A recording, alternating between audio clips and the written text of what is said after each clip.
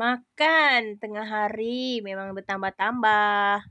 Dah lama kami tak berkemah, hari ni kita mula lagi.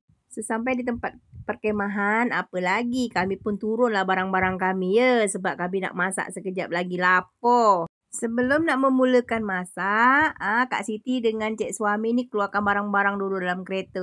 Sebab senang kalau dah dikeluarkan barang-barang dalam kereta semua senang kita nak buat apa ni. Kak Siti lagi sediakan kursi healing. Nah, kemudian nanti Kak Siti sediakanlah tempat tidur Kak Siti untuk baring-baring dekat situ. Jadi senang sahabat semua kalau dia disiapkan macam ni. Ini tempat tidur Kak Siti memang syok sahabat. Setelah barang-barang dah kami keluarkan semua dalam kereta, kami pun siaplah peralatan untuk kami membakar.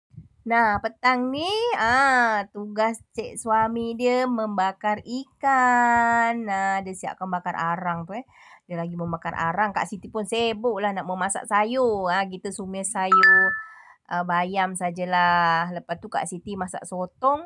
Sotong masak hitam. Kak Siti minat makan sotong masak hitam ni sahabat semua. Sedap.